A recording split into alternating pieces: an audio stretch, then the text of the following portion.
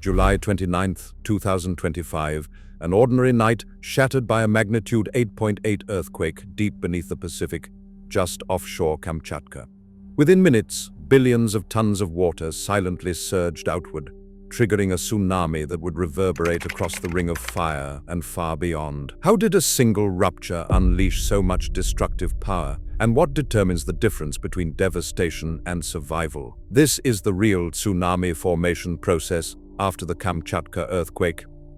At precisely 23 hours, 24 minutes, and 50 seconds UTC on July 29, 2025, global seismic networks registered a massive earthquake off the eastern coast of the Kamchatka Peninsula. The USGS quickly issued a bulletin. Magnitude 8.8, epicenter located 136 kilometers east-southeast of Petropavlovsk-Kamchatsky. Instruments pinpointed the rupture at a depth of about 19 kilometers beneath the ocean floor, a shallow focus in tectonic terms, and a detail that would prove critical in what followed. Within minutes, the Pacific Tsunami Warning Center and regional agencies cross-checked the event coordinates and magnitude, confirming the epicenter along the Kuril-Kamchatka Trench, a well-known subduction zone where the Pacific Plate dives beneath the North American Plate at nearly 9 centimeters per year. The USGS finite fault model revealed a rupture zone stretching roughly 600 kilometers in length and 140 kilometers in width, with the break propagating southwest along the trench. Seismic data indicated the fault slipped by as much as 40 meters in localized patches, one of the largest displacements ever measured. The earthquake's energy release lasted more than 4 minutes, a prolonged rupture that transferred enormous force into the overlying seafloor. Automated systems relayed the event parameters to emergency management centers worldwide. As the initial shockwaves faded, scientists and disaster managers alike focused on the raw numbers: magnitude 8.8, shallow depth, broad rupture, and a location directly beneath the Pacific. These were the hallmarks of a rare and dangerous event, one whose consequences would soon ripple far beyond Kamchatka's coastline. Stretching nearly 40,000 kilometers around the Pacific Rim, the Ring of Fire forms the most active seismic and volcanic belt on Earth's surface. This immense horseshoe-shaped arc traces the coasts of the Americas, curves through Japan and the Philippines, sweeps south past Indonesia and New Zealand, and encloses hundreds of Pacific islands. Within this zone, the planet's tectonic plates collide, grind, and dive beneath one another, creating a continuous chain of subduction zones and volcanic arcs. The statistics are staggering. Roughly 3/4 of all active volcanoes on the planet rise within this ring, and between 75 and 90% of the world's earthquakes originate here. The Kamchatka Peninsula, perched on the northwestern edge of the Ring of Fire, is no stranger to these forces. Its landscape is shaped by the same relentless plate motions that have produced some of the largest earthquakes in recorded history. The Kuril-Kamchatka Trench, where the Pacific Plate plunges beneath the North American Plate, is one of the most volatile stretches within this belt. Over decades, tectonic stress builds silently along the trench, storing energy that is eventually released in violent bursts, megaquakes that send shockwaves across continents and oceans alike. What happens in Kamchatka is part of a much larger story. Every rupture along the Ring of Fire has the potential to send energy racing through the Earth's crust and across the world's oceans. A single event can trigger a chain reaction of warnings, responses, and, if unchecked, disaster thousands of kilometers from its source. The systemic risk is not confined to any one country or coastline. Instead, it is woven into the very geology of the Pacific Basin, linking distant communities in a shared vulnerability to the forces beneath their feet. Energy stored along the Kuril-Kamchatka Trench for decades was released in a matter of minutes, sending a jolt through the crust that lifted the seafloor by several meters. This sudden vertical movement is the heart of tsunami formation. When the fault slipped, it didn't just shake the ground, it thrust huge sections of the ocean bottom upward and in places downward. This vertical displacement forced billions of tons of seawater out of balance almost instantly, creating a dome and a trough on the ocean's surface above the rupture zone. Physics behind this is simple but powerful. Water is nearly incompressible, so when the seafloor rises, the entire water column above is pushed up.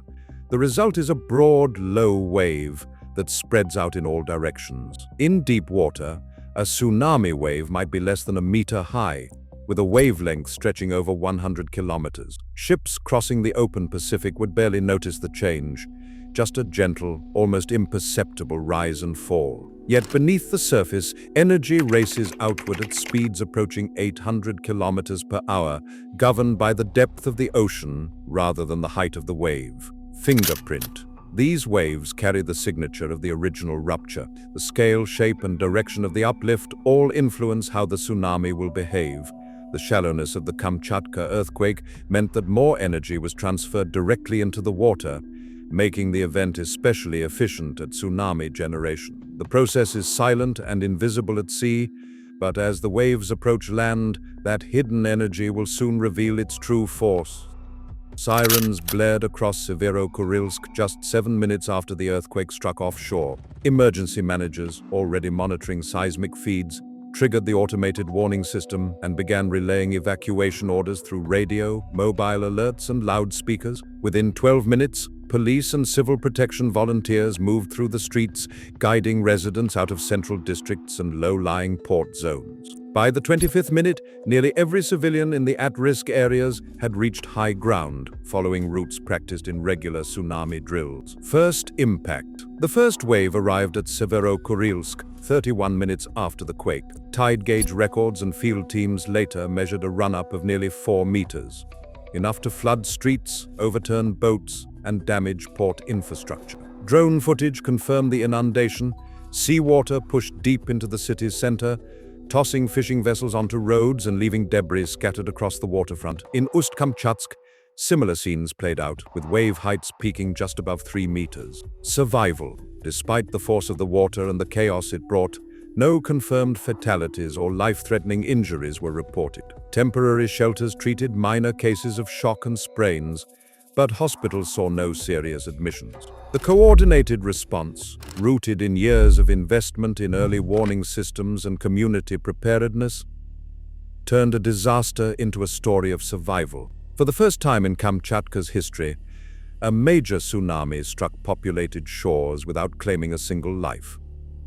The effectiveness of the evacuation was clear in every empty street and every family accounted for in the shelters above the floodline. Within minutes of the Kamchatka quake, tsunami bulletins rippled out from the Pacific Tsunami Warning Center in Hawaii and the Japan Meteorological Agency. Forecast models, first based on seismic data alone, were updated in real time as dart buoys in the Northwest Pacific registered open ocean waves approaching a meter in height, among the largest readings ever recorded. Warnings for Japan's Hokkaido coast projected possible waves up to 3 meters, triggering evacuation orders and port closures. Across the Pacific, alerts reached the United States West Coast, Alaska, and Hawaii, with forecasts of 30 to 60 centimeters for American shorelines. In Hawaii, sirens sounded, and flights at Hilo Airport were suspended as civil defense teams cleared low-lying neighborhoods. Each agency fed new data back into their models, narrowing uncertainty with every satellite transmission and buoy report. The speed and coordination of these warnings reflected decades of international planning, transforming raw seismic numbers into life-saving action across an entire ocean. On September 18, 2025, a magnitude 7.8 aftershock struck deep beneath the Kuril-Kamchatka Trench, just weeks after the main earthquake. The tremor jolted coastal towns already living with the memory of July's disaster, sending fresh waves of anxiety through communities from Severokurilsk to Ust-Kamchatsk. Sirens sounded once again, and evacuation drills were put to the test as residents moved quickly to higher ground. Although ocean sensors reported only minor sea level changes and no destructive tsunami followed, the event prompted renewed warnings and a temporary halt to port operations. With more than 2,900 aftershocks recorded since July, scientists cautioned that the region's seismic stress had not yet fully eased. The persistence of such powerful tremors serves as a stark reminder. Even after the main shock fades, the hazard remains. On July the 29th, 2025, a magnitude 8.8 earthquake struck off Kamchatka, displacing billions of tons of seawater in seconds. This event, tracked by the U.S. Geological Survey, DART buoys and tide gauges, triggered tsunami waves that raced across the Pacific at speeds up to 800 kilometers per hour. Early warnings and swift evacuations meant no confirmed fatalities in Russia, despite waves reaching 4 meters in Severokurilsk. Yet, questions remain about the precise stress accumulation along the Kuril-Kamchatka Trench and how future ruptures might unfold. Scientists continue to analyze data from this event to improve warning models and understand subduction zone dynamics. The 2025 Kamchatka tsunami demonstrated that while megaquakes cannot be predicted, coordinated monitoring and preparedness can save lives. The evidence shows that one rupture in the Ring of Fire can send shockwaves around the world, reminding us that vigilance and science remain our strongest defenses.